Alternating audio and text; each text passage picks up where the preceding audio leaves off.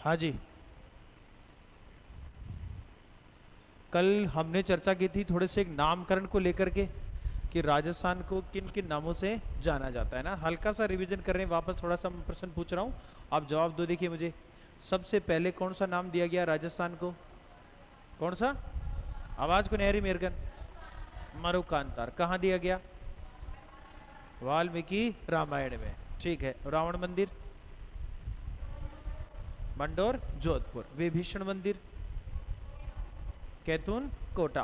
कहाँ राजस्थान में दशहरा शोक दिवस के रूप में मनाया जाता है? मंडोर जोधपुर में। Very good. कहाँ दशहरे के दिन रावण की पूजा होती है? मंडोर में। ऐसा मंदिर जिसमें हनुमान जी दाढ़ी मूछ लिए हुए हैं? सालासर है ना। सैन्य मुद्रा में हनुमान मंदिर? पांडुपोल मंदिर सरिस का अभयारण्य अलवर है ना। ऐसा मंदिर जिसमें हनुमान जी को उनकी माता श्री स्तनपान करा रही है, ऐसी मूर्ति है? कैला माता करौली। ठीक है। लक्ष्मण मंदिर? भरतपुर। Very good. चलो दूसरा नाम बताओ। राजस्थान या द्वितीय कहाँ मिल रहा है ये? बसंतगढ़ शिलालेख। ठीक। कहाँ से मिला है ये हमें? सिरोही से। कब का है ये? 625 ईस्वी का। क्या अगर मैं पूछूं किस राजा ने लिखवाया था? चावड़ा वंश के राजा वर्म लाट ने। कौन से मंदिर पर लिखा हुआ है?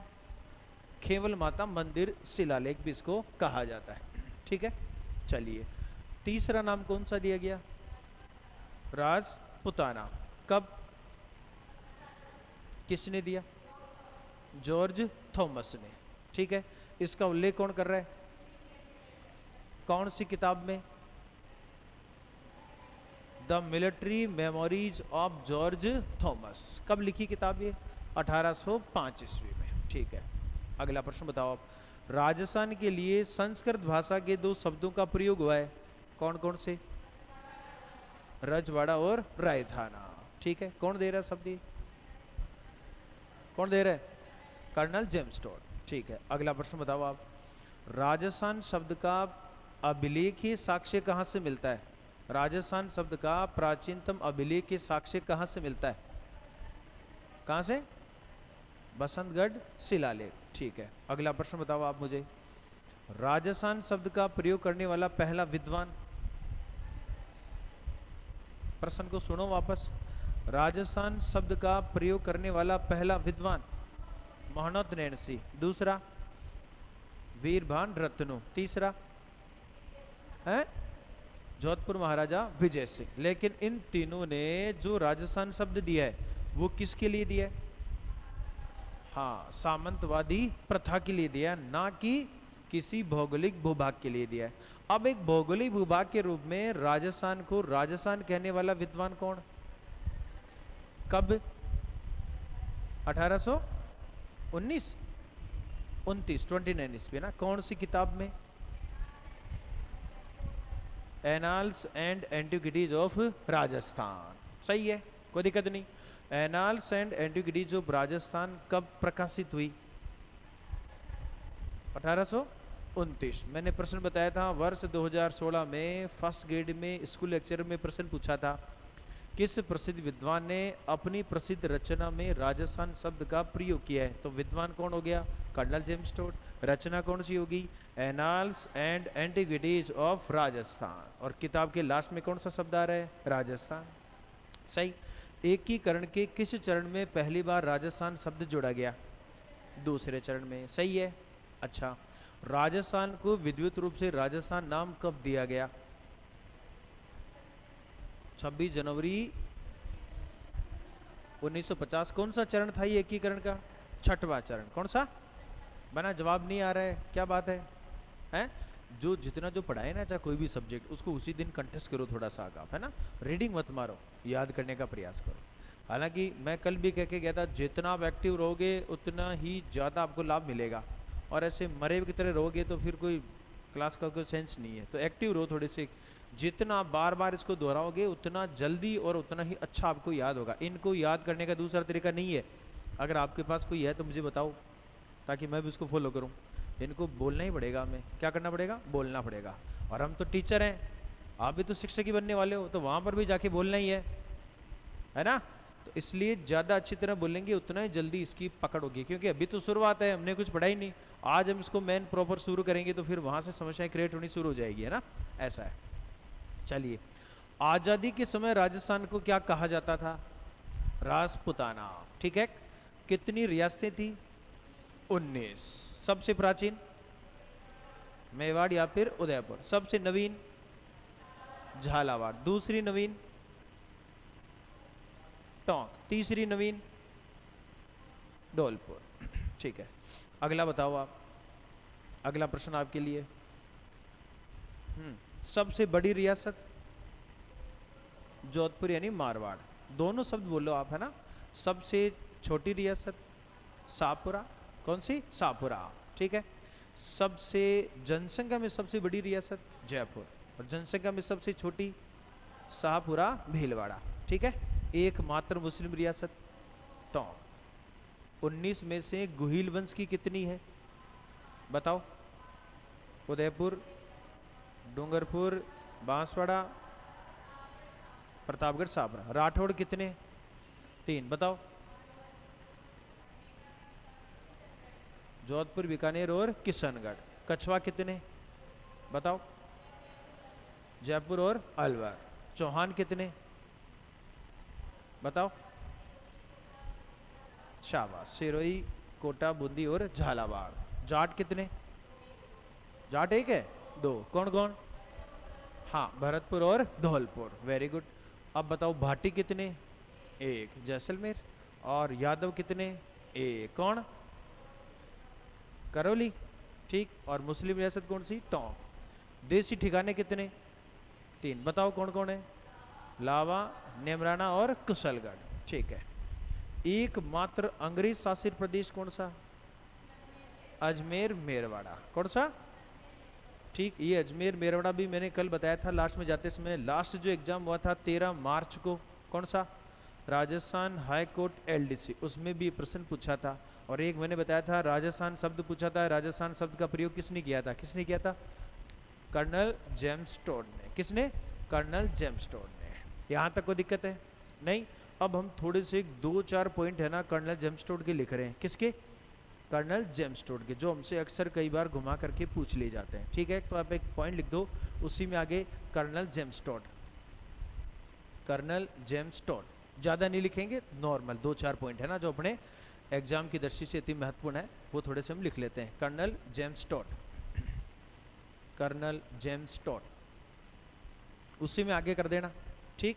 उसके आगे इसका समय लिखो। 1882 ईस्वी से, सॉरी क्षमा चाहता हूँ, 1782 ईस्वी से 1835 ईस्वी, 1782, 82 ईस्वी से 1835 ईस्वी, 35 35 1835 ईस्वी, किसका समय है ये? कर्नल जेम्स टोड, ठीक। कोई दिक्कत नहीं, लिखें। यह मूलतः स्कॉटलैंड का निवासी था। यह मूलतः स्कॉटलैंड का निवासी था। स्कॉटलैंड का निवासी था, ठीक। अगला लिखो। 1798 ईस्वी में 1798 1798 ईस्वी में लिख दिया। यह ईस्ट इंडिया कंपनी में 1798 ईस्वी में यह ईस्ट इंडिया कंपनी में सामान्य सिपाही के रूप में भर्ती होकर, ईस्ट इंडिया कंपनी में सामान्य सिपाही, रंगरूट कहते हैं उसको, रंगरूट, सामान्य सिपाही के रूप में भर्ती होकर भारत आया। रंगरूट से सिपाही, सैनिक भी कह सकते हैं। सामान्य सिपाही के रूप में भर्ती होकर भारत आया। कौन? कर्नल जेम्स टोड, ठीक। अगला लिखो। जून 1806 ईस्वी में, जून 1806 ईस्वी में जेम्स टोड पहली बार, जेम्स टोड पहली बार राजस्थान आया। जेम्स टॉड पहली बार राजस्थान आया। इसी पॉइंट में लिखना, यह अपनी निजी यात्रा पर, यह अपनी निजी यात्रा पर मांडलगढ़ आया था। मांडलगढ़ के आगे भीलवाड़ा कर देना ब्रैकेट में, यह मांडलगढ़ आया था। निजी यात्रा पर कहां आया था? मांडलगढ़। कौन? हाँ जी, कर्नल जेम्स टॉड। ठीक है, नेक्स्ट लिखो। 1817-18 ईस्वी में, 1817-18 ईस्वी में राजस्थान के राजपूत शासकों ने, राजस्थान के राजपूत शासकों ने ईस्ट इंडिया कंपनी से संधियां की। राजस्थान के राजपूत शासकों ने ईस्ट इंडिया कंपनी से संधियां की। इन संधियों को संपन्न करवाने में, इन संधियों को संपन्न करवाने में सबसे बड़ा योगदान 2015 में सबसे पहले महिला सुपरवाइजर में प्रश्न पूछा था, जो अभी लिख रहे हैं ना हम ये। फिर उसके बाद में 2016 का जो RS प्री था उसमें वापस इसको घुमा करके पूछा गया है, और ये सबसे ज्यादा पूछा जाता है। जो लाइन लिख रहे हैं ना हम ये वाली, हर एग्जाम में लगभग इससे रिलेटेड क्वेश्चन आते रहते हैं। तो हम लिख रहे हैं, यह संधियां संपन्न कराने में 2 व्यक्तियों का सर्वाधिक योगदान रहा। 2 व्यक्तियों का सर्वाधिक योगदान रहा। नंबर 1 कर्नल जेम्स टॉड और number 2 Charles Metcalfe.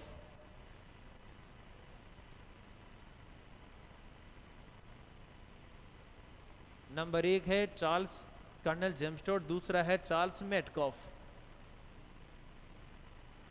Colonel James Tod, दूसरा कौन है? Charles Metcalfe. कभी भी दोनों नहीं देते हैं। कर्नल जेम्स टॉड कॉमन है, वो भी नहीं पूछते हैं। और जो हमें याद नहीं रहता ना नाम, वो कौन सा है? Charles Metcalfe. ये सबसे ज्यादा पूछा जाता है, कोई दिक्कत नहीं। अब अगला पॉइंट लिखो।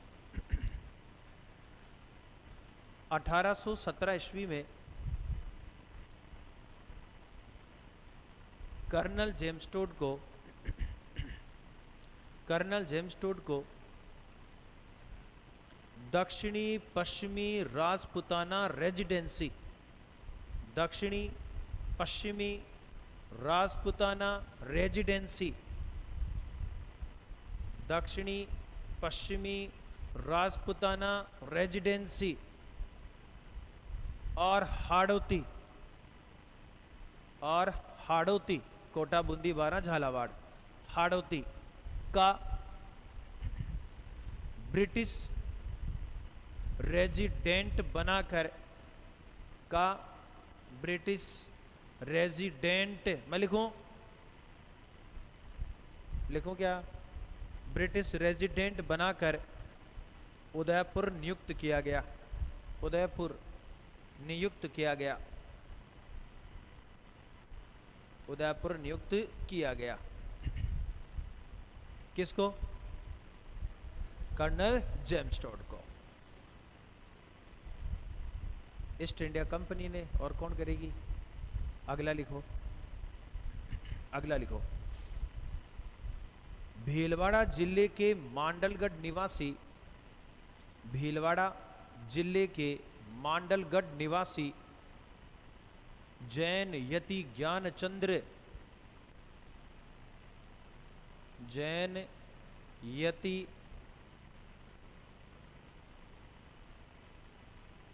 ज्ञानचंद्र जेम्स टॉड के गुरु थे। जेम्स टॉड के गुरु थे।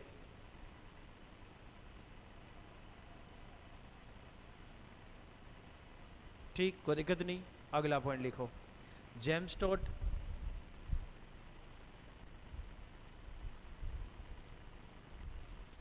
राजस्थान के इतिहास से संबंधित सामग्री का, राजस्थान के इतिहास से संबंधित सामग्री का संकलन, संकलन इकट्ठा करना, संकलन नहीं लिख पा रहे हो?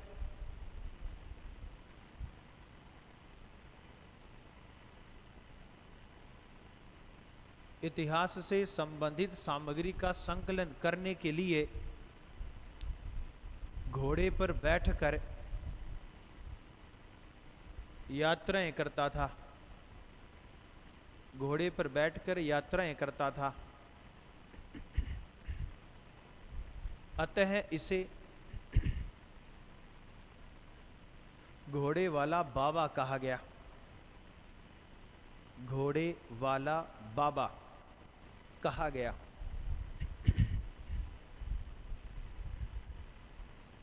क्या कहा गया? घोड़े वाला बाबा। किसको? Colonel James Tod. ठीक, अगला लिखें। 1823 ईस्वी में 1823 ईस्वी में जेम्स टोड इंग्लैंड चला गया। 1823 ईस्वी में जेम्स टोड इंग्लैंड चला गया, जहां एकत्रित की गई सामग्री के आधार पर, एकत्रित की गई सामग्री के आधार पर 1829 ईस्वी में एकत्रित की गई सामग्री के आधार पर 1829 ईस्वी में अपनी पुस्तक annals and antiquities of Rajasthan, मैं लिखूंगी, लिख दोगे? Annals and antiquities of Rajasthan, annals and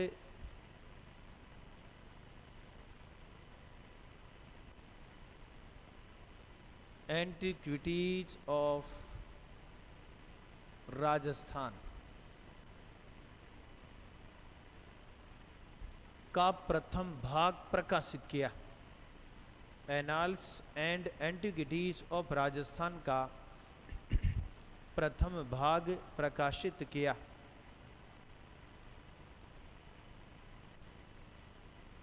लिख दिया? प्रथम भाग यानी पहला वॉल्यूम प्रकाशित किया। और इसमें क्या नाम है राजस्थान के लिए?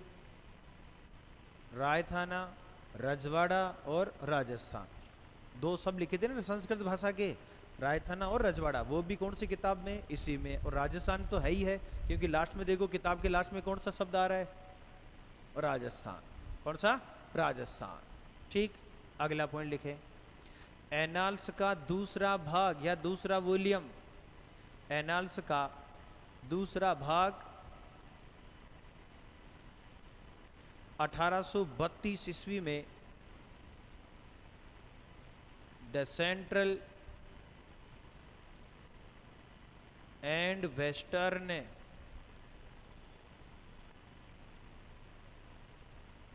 Rajput state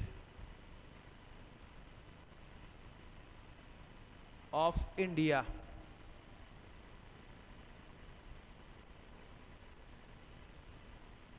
the central and western Rajput state of India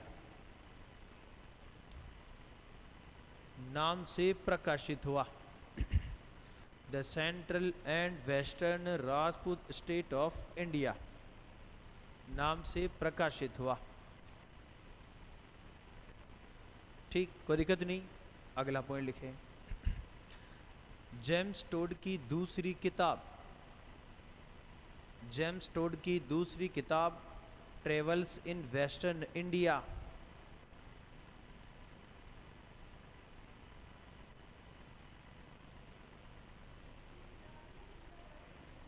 है ना? ना, ये दोनों तो, ये तो फर्स्ट वॉल्यूम है, ये सेकंड वॉल्यूम है, और ये दूसरी किताब है। ये अलग किताब है। तो जेम्स टोड ने कितनी किताब लिख दी? 2, 3 नहीं 2। ये दोनों तो एक ही है भाई। ये एनाल्स का फर्स्ट वॉल्यूम है, सेकंड वॉल्यूम है ना। तो इसी किताब का दूसरा नाम ये हो गया, लेकिन ये तो किताब ही अलग है। क्या लिखा? हाँ, Travels in Western India. Tod की मृत्यु के बाद, टोड की मृत्यु के बाद 1839 ईस्वी में 1839 39 ईस्वी में प्रकाशित हुई। 1839 1839 39 में प्रकाशित हुई, जिसे जेम्स टोड ने अपने गुरु, बताओ नाम, जैन यति ज्ञानचंद्र, जिसे जेम्स टोड ने अपने गुरु जैन यति ज्ञानचंद्र को समर्पित किया है। जिसे जेम्स टोड ने अपने गुरु जैन यति ज्ञानचंद्र को समर्पित किया है। ज्ञानचंद्र को समर्पित किया है किसने? कर्नल जेम्स टोड ने। ठीक, अब एक पॉइंट और लिखेंगे इसके बारे में ना। जेम्स टोड को राजस्थान के इतिहास का पिता, राजस्थान के इतिहास का पिता, ऑब्लिक करते रहना, ऑब्लिक समझते हो ना? बिल्कुल, जेम्स टोड को राजस्थान के इतिहास का पिता, ऑब्लिक जानते हो ना? लिखना नहीं है, ऑब्लिक है, लिखना नहीं है, डंडा खींच देना है ना, कोमा नहीं है, ये तो कोमा है। हाँ, ऐसा लंबी लाइन खींचो, गुड। राजस्थान के इतिहास का पिता, जनक, जनक, फिर ऑब्लिक कर दो, पितामह, पितामह कहा जाता है, पितामह कहा जाता है किसको? Colonel James Tod. एक दादा हो गया और एक बाप हो गया, है ना?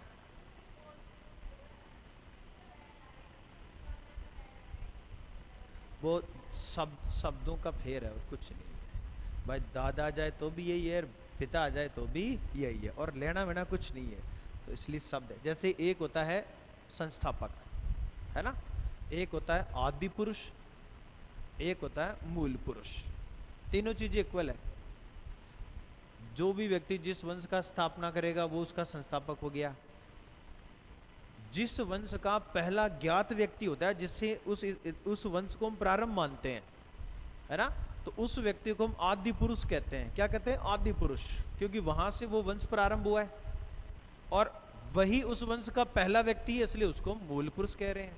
जैसे हम बात करें, जैसे राठौड़ वंश हो गया, तो राठौड़ वंश का प्रारंभ किससे मानते हैं? रावशिया से। किससे? रावशिया। ठीक उसी प्रकार से गुहिल या सिसोदिया वंश है मेवाड़ में, तो उसका संस्थापक कौन है? गुहिल। तो पहला ज्ञात व्यक्ति कौन है? गुहिल। स्थापना भी कौन कर रहा है? गुहिल। तो आदि पुरुष भी कौन हुआ? गुहिल। तो वैसे ही हमारा जो भी वंश है, जो भी अपनी जाति है, जो भी अपना गोत्र है, वो गोत्र किसी न किसी एक व्यक्ति के नाम से चली है। वो जो व्यक्ति था ना पहला, वो हमारे इस गोत्र को जन्म देने वाला व्यक्ति, वो पहला ज्ञात व्यक्ति है। क्या है? ज्ञात व्यक्ति है। ठीक है ना? ऐसा है। तो वो एक ही चीज है, इसमें शब्दों का अंतर है, बाकी और कुछ ऐसे विशेष है नहीं। ठीक है, कोई दिक्कत नहीं। तो इसमें ध्यान रखना, जैसे एक बार रीट में ऐसा प्रश्न आया था, मैं कल भी बता के गया था ना, कौन सा, कि ये जो किताब है ना, इसकी कौन सी, ट्रेवल्स इन वेस्टर्न इंडिया, किसको समर्पित है? मुझे, आपको? जैन यति ज्ञानचंद्र। कहाँ का निवासी था ये? कांटे का है ना? अच्छा, कहाँ का फिर? मांडलगढ़ भीलवाड़ा। कहाँ का? भीलवाड़ा का, है ना? ऐसा है। तो कई बार ऐसे प्रश्न अपने आ जाते हैं। ठीक है, कोई दिक्कत नहीं किसी प्रकार की। अब देखो, आपके शुरू कर रहे हैं हम, जो सबसे पहला जो आपके टॉपिक दे रखा है ना, पूरा हिस्ट्री नहीं है, अपने सेलेक्टेड पॉइंट दे रखे हैं राजस्थान को लेकर के। तो हम सभ्यता तो पहले पढ़ेंगे नहीं, वरना आप सब भाग जाओ क्यों छोड़ करके, है ना। अगर सभ्यता शुरू कर दी तो एक भी नहीं रुकेगा, कल आप में से एक भी नहीं आएगा, सबके बुखार चढ़ जाएगी। तो इसलिए हम क्या करें, सभ्यता तो भी ड्रॉप करेंगे, वो तो पढ़ेंगे लास्ट में। तो हम राजवंश से शुरू कर दें ताकि थोड़ी सी कहानियाँ सुनने को मिल जाए आपको, और आपका इतिहास में थोड़ा सा इंटरेस्ट बढ़े। किस में? इतिहास में। तो पहला जो हम टॉपिक ले रहे हैं, देखो मैं केवल और केवल सेकंड ग्रेड वाला ही पढ़ा रहा हूँ अभी, ठीक है। लेकिन जो सेकंड ग्रेड में जो है ना, वो आपके सेकंड जो पेपर होगा ना, उसमें 100% आएगा। मैं क्या कह रहा हूँ, मैं अभी वो टॉपिक ले रहा हूँ जो आपके सेकंड ग्रेड में। लेकिन जो सेकंड ग्रेड में जितने भी राजस्थान के और इंडिया के टॉपिक दिए हुए हैं, सारे के सारे आपके थर्ड ग्रेड का जो सेकंड पेपर होगा, अपने एक तो रिट हो जाएगा क्वालिफाई, एक मेन पेपर होगा, उसमें सारे के सारे आएंगे। और इनके अलावा भी हमें और पढ़ना पड़ेगा, समझ रहे हो। तो हम कॉमन भी ले रहे हैं और वो भी ले रहे हैं जो हमारे लिए दोनों में बहुत ज़्यादा उपयोगी है, ठीक है। तो हम शुरू कर रहे हैं, इसको गौर करके सुनना आप, है ना। देखो सबसे पहला जो आपकी टॉपिक दे रखा है सिलेबस में, वो दे रखा है दिल्ली सुल्तान।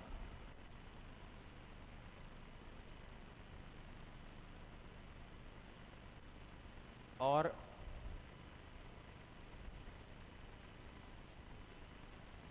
राजपूत रियासतें, या राजपूत रियासतों का दिल्ली सुल्तानों से संबंध है, ठीक। अब यहां इसने क्या किया, पर्टिकुलर डिवाइडेशन कर दिया है, पर्टिकुलर। और वो क्या कर रहा है कि ये जो राजपूत रियासतें है ना, वो कौन कौन सी है। एक तो मेवाड़, एक रणथंबोर और एक जालौर। इन तीन के संदर्भ में विशेष अर्थ में हमें ज्ञान प्राप्त करना है। किसके अर्थ में? विशेष संदर्भ में हमें इनके बारे में बताना है कि इनके संबंध किस प्रकार के रहे हैं दिल्ली के सुल्तानों से। किसके सुल्तानों से? दिल्ली के, ठीक। अब ये दिल्ली सुल्तान कौन है, इनको थोड़ा सा वापस समझो, ठीक है। हमारे जो इंडियन हिस्ट्री है, भारतीय इतिहास, इसको हम 3 भागों में बांटते हैं। कितने भागों में? 3 भागों में। किसको किसको? इंडियन हिस्ट्री को, ठीक है। एक इसका काल है प्राचीन काल, ठीक। इस प्राचीन काल का प्रारंभ से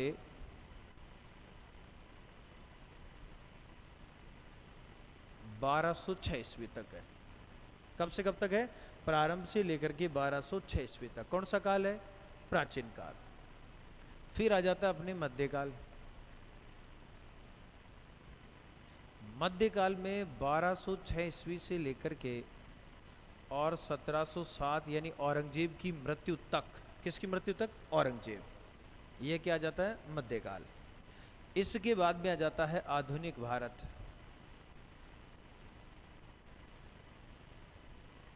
और आधुनिक भारत है 1707 ईस्वी से 1947 ईस्वी तक, यानी आज़ादी तक, ठीक है।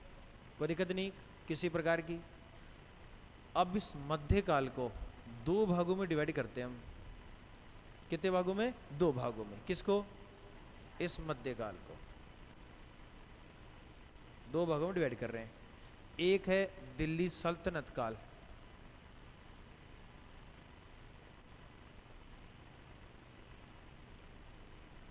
और एक है मुगल काल। नहीं, ठीक है, शुरू करें। अब ये दिल्ली सल्तनत काल है ना, ये है अपने 1206 ईस्वी से लेकर के और 1526 ईस्वी तक, ठीक है। मुगल काल शुरू हो जाता है 1526 ईस्वी से 1707 ईस्वी तक। कोई समस्या नहीं। अब यहाँ ये क्या लिख रहा है? दिल्ली सुल्तान।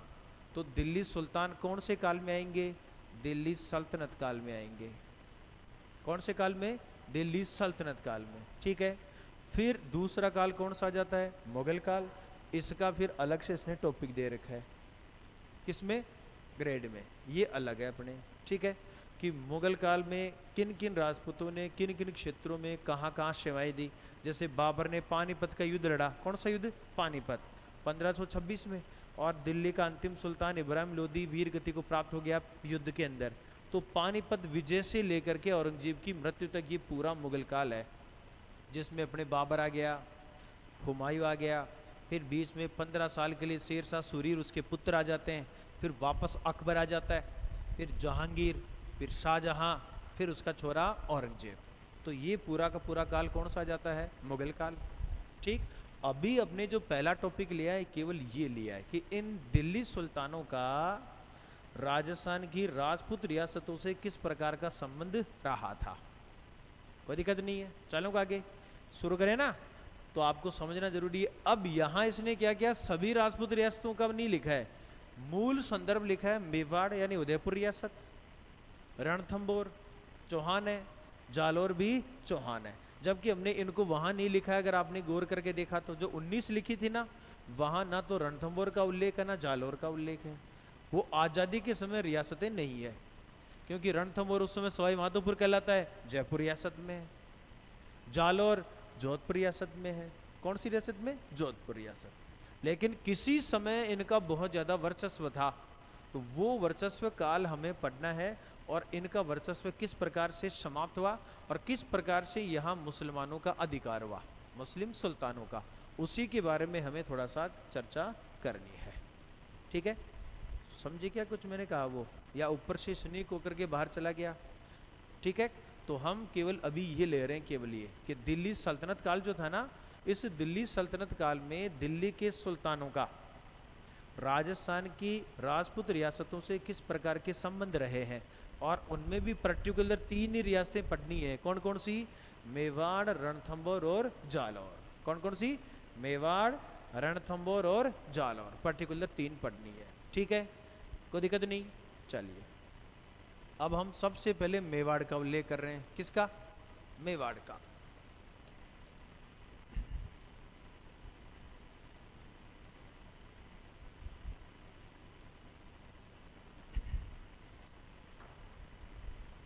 गौर करके सुनना है और शब्द को कैच करना है।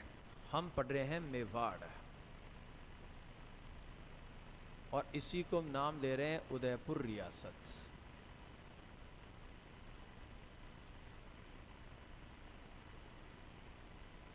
और हम चर्चा करेंगे कि मेवाड़ रियासत के मुगलों, क्षमा चाहते हैं, दिल्ली सुल्तानों से किस प्रकार के संबंध रहे। पेन मत चलाओ, आप बंद कर दो इसको, मैं लिखाने वाला नहीं हूँ आपको, बाद में लिखाऊंगा जब मैं कहूँगा ना भाई अब हमें लिखने की आवश्यकता, उस समय। अभी आप केवल और केवल क्या करेंगे, मुझे देखेंगे मैं क्या कह रहा हूँ, उस शब्द को कैच करने का प्रयास करना। मैं फ्रेंच नहीं बोल रहा हूँ, जर्मन नहीं बोल रहा हूँ, हिंदी बोल रहा हूँ। अगर आप कहोगे तो मैं राजस्थानी भी बोल सकता हूँ, मुझे शर्म नहीं आती है ना।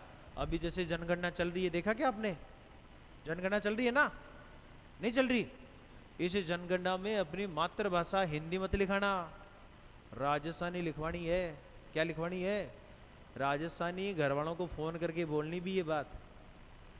राजस्थान भारत का क्षेत्रफल में सबसे बड़ा राज्य, ठीक, 2011 की जनगणना के अनुसार 8वां जनसंख्या में सबसे बड़ा राज्य। सही। भारतीय संविधान की 8वीं अनुसूची में 22 भाषाओं का उल्लेख है जिन्हें राष्ट्रीय भाषाओं का दर्जा दिया हुआ है, लेकिन राजस्थानी भाषा का वहाँ उल्लेख तो नहीं है। क्यों नहीं है? उसके लिए हम स्वयं जिम्मेदार हैं। हम बोलती नहीं है राजस्थानी। आपा ने राजस्थानी बोलवा में शर्म आवे, कहीं आवे? शर्म आवे। इसलिए जब आपा खुद बोले ही नहीं, आपा भी को अनुसरण नहीं करा, तो राजस्थानी ने राष्ट्रीय भाषा को दर्जो क्यों मिलसी? एक तिक सपोज करके देखो, अगर राजस्थानी भाषा ने आज अगर आप राष्ट्रीय भाषा को दर्जो दिलावा, तो पूरा इंडिया के मायने एक लैंग्वेज शुरू हो जाती, पहली क्लास से ले और पीएचडी तक। कौन सी? राजस्थानी। भी राजस्थानी भाषा को केवल ज्ञान कुंड है राजस्थान का लोगन, तो पूरा इंडिया में राजस्थानी पढ़ापा का लिए जगह भी टीचर जाएला पीएचडी तक, वह खटे में जाएला राजस्थान से। दूसरो, यूपीएससी की तैयारी करवा जाओ आपा, भी मेंस लिखा तो पहली आपने कन ऑप्शन ही को नहीं राजस्थान वाला कन। जैसे गुजरात वाला है, उसके पास ऑप्शन है, वो हिंदी, अंग्रेजी, गुजराती में से तीनों में से एक लैंग्वेज, 2 लैंग्वेज ले लेगा। पंजाबी वाला है, उसके पास हिंदी, अंग्रेजी, पंजाबी 3 लैंग्वेज है। अपने पास केवल 2 ही है, और वो 2 लेनी पड़ती है, हिंदी और अंग्रेजी। अब अंग्रेजी कैसे आप जानते हो, अपने तो खतरनाक है, अपने तो गांव से निकल के आए। कहाँ से निकल के आए? गांव से। तो वो अंग्रेजी तो अपनी वैसे ही भयंकर है, खतरनाक वाली है, तो अपने वहाँ हम क्या हो जाते हैं, बैकफुट पे चले जाते हैं। और आज अगर इसको राष्ट्रीय भाषा का दर्जा मिलता है तो हमारे पास भी तो ऑप्शन हो जाएगा ना एक, कि हम भाई साहब राजस्थानी भी ले सकते हैं, हिंदी भी ले सकते हैं, अंग्रेजी भी ले सकते हैं, तो हम क्यों अंग्रेजी के पीछे पड़ेंगे, राजस्थानी और हिंदी ले लेंगे, दैट्स ऑल। दूसरा, आरएस में भी एक लैंग्वेज बढ़ जाएगी भाई, आरएस में जैसे अभी किसका वेटेज ज़्यादा है, हिंदी और अंग्रेजी का, तो अब अगर यहाँ राजस्थानी आ जाती है तो अंग्रेजी से पिंड छुट जाएगा अपने, फिर हिंदी और राजस्थानी रहेगी, कौन सी, हिंदी और राजस्थानी। तो राजस्थानी भाषा जैसे ही जुड़ेगी तो उसके लगभग जो नंबर है ना अपने कब्जे में रहेंगे, किसके कब्जे में, अपने कब्जे में, है ना, किसका, मैं क्या कह रहा हूं, क्या क्या कह रहे हो बोलो बोलो। उसका रीजन क्या है कि हमने इसको दर्जा दिलवाई नहीं है, हैं भाई। भाषा क्या होती है, किसी भी क्षेत्र की सभ्यता, संस्कृति, नियमों को जीवित रखने की एक चीज होती है, एक सिस्टम होता है। अगर हम इसका अनुसरण नहीं करेंगे तो जैसे भाषा विलुप्त होगी, संस्कृति अपने आप चली जाएगी। भाई आज जैसे मान के चलो इंग्लिश मीडियम पढ़े हुए बच्चे हैं, आप उनकी मौसी लगती हैं, कभी प्रणाम नहीं करेंगे आपको, हाय मौसी, खत्म है मामला, है ना। लेकिन आप अपने मामा जी को प्रणाम नहीं करते हैं, करेंगे झुक करके।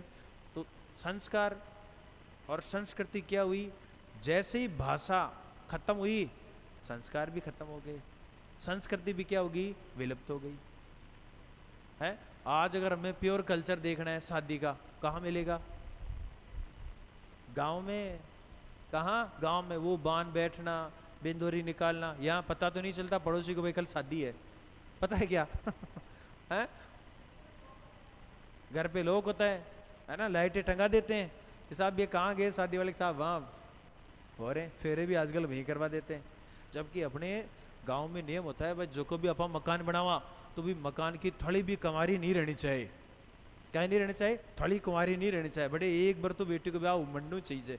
तो ये नियम है, ये क्या है, नियम है, ऐसा है। और वो थड़ी कुंवारी का मतलब कुछ नहीं, जैसे होम वगैरह जो होते हैं ना, जो मंत्रों का उच्चारण होता है, वातावरण शुद्ध होता है, देवताओं का निवास हो जाता है, जो अपने अनैतिक चीजें वो दूर हट जाती है, नकारात्मक ऊर्जा जो है वहां से पलायन कर जाती है और सकारात्मक ऊर्जा का प्रवेश हो जाता है, बस इतना ही कुछ होता है और ज्यादा कुछ होता नहीं है, ऐसा है। तो इसलिए लैंग्वेज को, भाषा को जीवित रखना बहुत ज्यादा आवश्यक है, ऐसा है। आपने जो कहा बिल्कुल सत्य है भाई, अंग्रेजी के जमाने में मैं भी मानता हूँ, मैं भी ये स्वीकार कर रहा हूँ, जैसे आप लोग तो कम से कम आए हो ना, आपके बाद में ऐसे मान के चलो विद इन 5 ईयर, 5 साल लेके चल रहा हूँ मैं, 5 साल बाद में हिंदी मीडियम का बच्चा मुझे शायद ही मिलेगा जिसको हम पढ़ा सकते हैं, गिनती के मिलेंगे 2-4-5। क्यों, क्योंकि ग्रामीण परिवेश में भी अब बच्चे सारे के सारे इंग्लिश मीडियम पढ़ रहे हैं, हिंदी मीडियम पढ़ ही नहीं रहा। तो फिर हमें भी क्या करना पड़ेगा, विकास करना पड़ेगा अपना, और एक हिंदी जो भाषा है उसको छोड़ करके अंग्रेजी भाषा पर अधिकार करना होगा, तभी दुकान चलेगी, नहीं तो बंद हो जाएगी, है ना, ऐसा है। तो हम तो खुद स्वयं चिंतित हैं इसको लेकर के भयंकर रूप से, है ना, ऐसा। भाई इतने साल अध्ययन किया, पढ़े लिखे, इस भाषा के ऊपर नियंत्रण स्थापित किया है, तो आने वाले समय में फिर इसको छोड़ करके दूसरी भाषा पर नियंत्रण स्थापित करना पड़ेगा। क्या बात है, देखो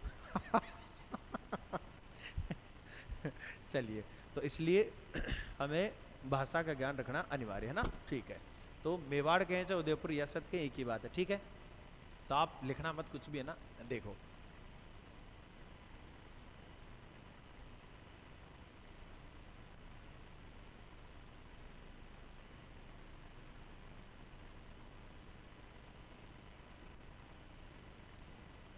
राजस्थान, ठीक।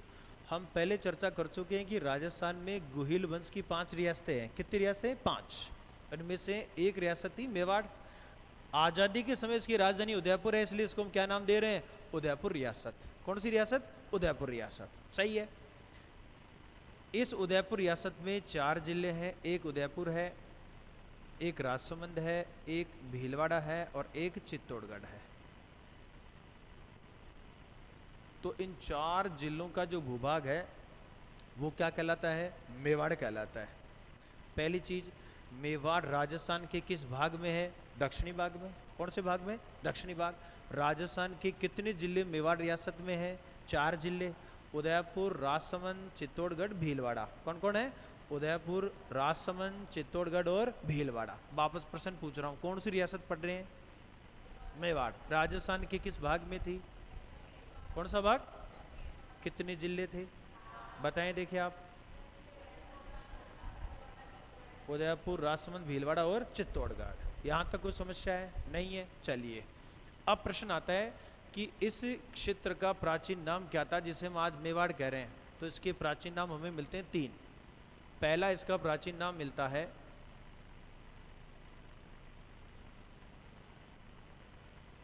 मेदपाट, फिर मिलता है प्रागवाट, एक नाम हमें मिलता है सीवी। कौन सा? सीवी। कोई दिक्कत नहीं, चलें। मेद का अर्थ होता है मांस और पाट का अर्थ होता है भरना। तो कुंभलगढ़ प्रशस्ति के अनुसार, कौन सी प्रशस्ति? कुंभलगढ़। नाम सुना है कुंभलगढ़ का? किला है राजस्थान का बहुत प्रसिद्ध।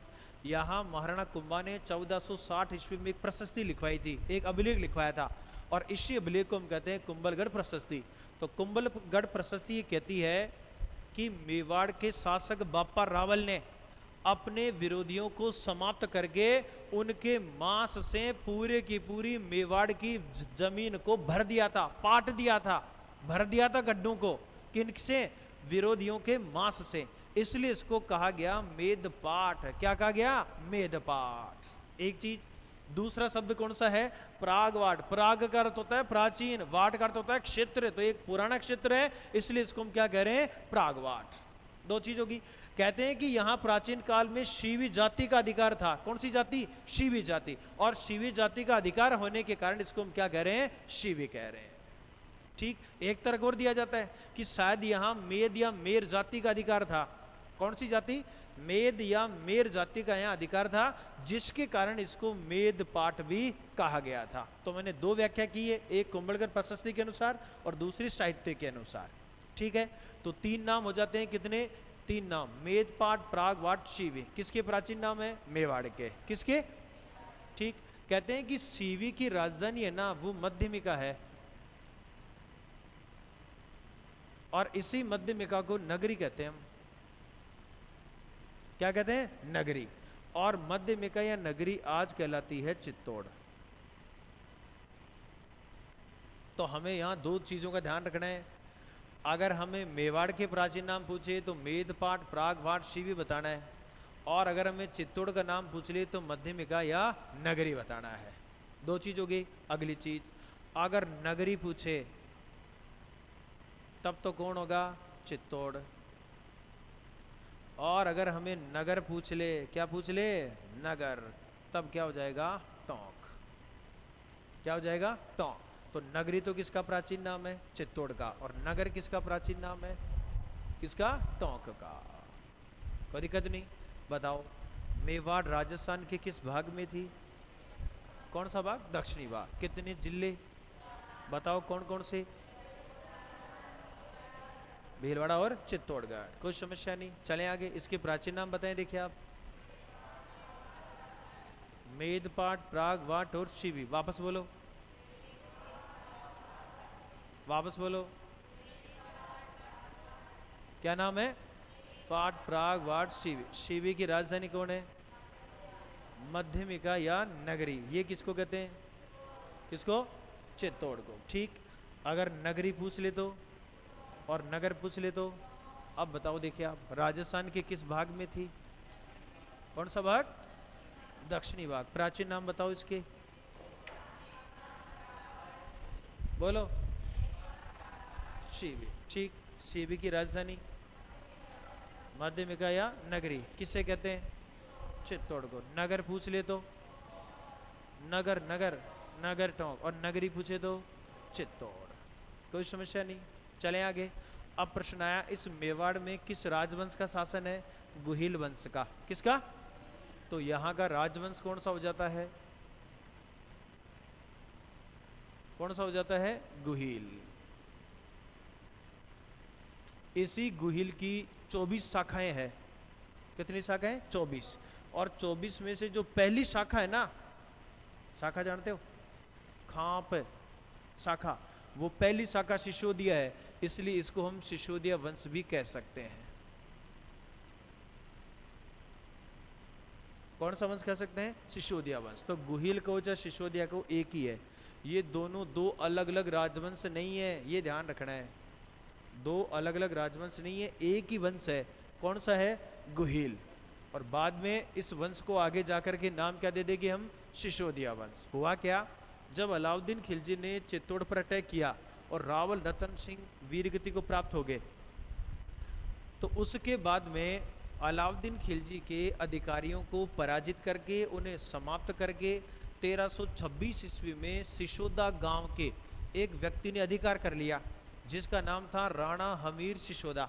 अब चूंकि नाम के आगे अपने गांव का नाम लगाता है, कौन सा? सिसोदा, तो उससे अभ्रंश होकर के क्या हो गया? सिसोदिया। क्या हो गया? गांव के नाम से अभ्रंश होकर के क्या हो गया? सिसोदिया। जबकि था कौन सा वंश? ये गुहिल वंश। कौन सा भाई? जैसे प्रताप सिंह खाचरियावास, तो एक खाचरियावास कोई वंश है क्या? क्या है? गांव है। तो वैसे ही रहेंगे तो शेखावती, या दूसरे कोई हो जाएंगे, शेखावती रहेंगे। तो वैसे ही ये हैं गुहिल, लेकिन गांव का नाम लगाते हैं सिसोदा का, और उससे भ्रंश होने से क्या हो गया इनका? सिसोदिया वंश। ठीक है, अगली चीज आती है, इस गुहिल वंश की स्थापना 566 ईस्वी में गुहिल ने की है। इसी को हम कहते हैं गुहादित्य। क्या कहते हैं? गुहादित्य। ठीक, तो इसका आदि पुरुष कौन हो गया? अभी मैंने थोड़ी देर पहले बताया था, कौन हो गया? गुहिल। इनका मूल पुरुष कौन हो गया? गुहिल।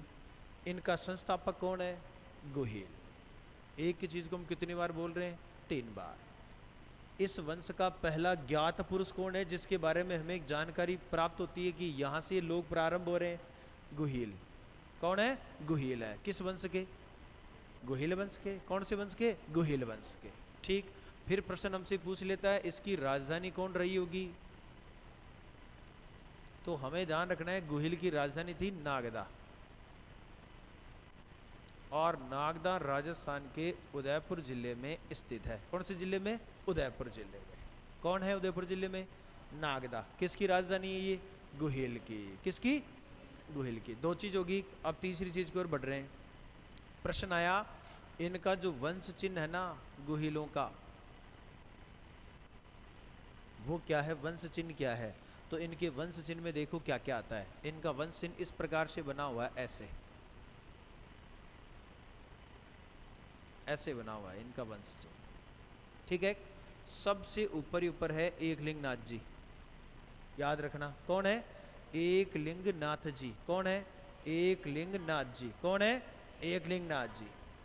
फिर यहां नीचे चित्तौड़ का किला दे रखा है। किसका किला? चित्तौड़। और किले के नीचे लिखा हुआ है मेवाड़ है। क्या लिखा हुआ है? मेवाड़। ठीक, इधर है मेवाड़ का शासक, जिसको दीवान जी कहते थे। क्या कहते थे? दीवान जी, या मेवाड़ का राजा, ठीक, शासक। और इधर है ना एक भील है। इधर कौन है? एक भील है। 2 चीज होगी। यहां एक इनकी टैगलाइन लिखी हुई है, और वो क्या है? जो दृढ़ रखे धर्म को तिहीं रखे करतार।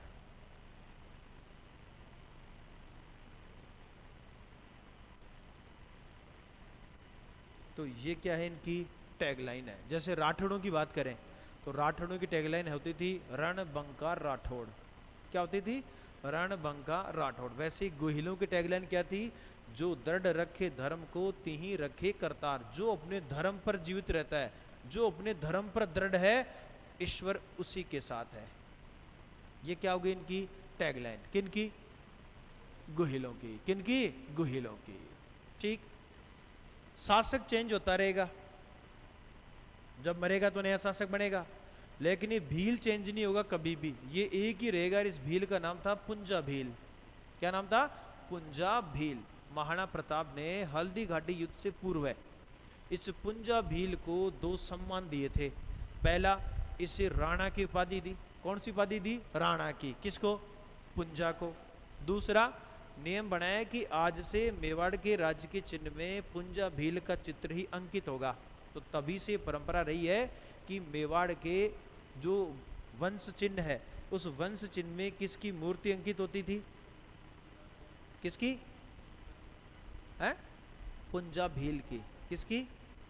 पुंजा भील की मूर्ति ही अंकित होती थी। ऐसी की जो थी वो लगी रहती थी, है ना, फोटो वगैरह जो भी थी वो। देखो एक बार देख लेते हैं अपन, है ना।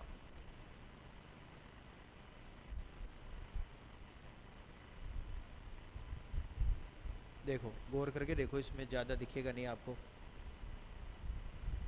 ये जो फोटो दिख रही है ना, ये एकलिंग नाथ जी है। कौन है?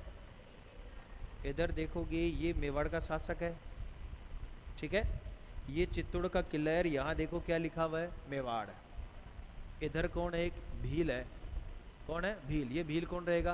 पुंजा भील। और नीचे अगर आप गौर करके देखेंगे तो आपको एक लाइन दिखेगी, जो दृढ़ रखे धर्म को तिहि रखे करतार। तो ये किसका वंश चिन्ह है? मेवाड़ का। किसका? मेवाड़ का। ये क्या है? वंश चिन्ह है। कोई दिक्कत नहीं। तो अभी तक हमने चर्चा की थोड़ी सी तो कर्नल जेम्स टोड की, तो एक उसकी किताब वगैरह और वो उसकी पूरी डिटेल लिखी, ताकि अपने अगर वहाँ से कोई प्रश्न आता है तो गलत होने के चांसेज ना रहे। फिर हमने शुरू किया है दिल्ली सुल्तान और उनके समय मेवाड़ के रणथंबोर से और प्लस जालोर से क्या संबंध रहे हैं। तो उसमें हमने पहली कौन सी रियासत ली? मेवाड़।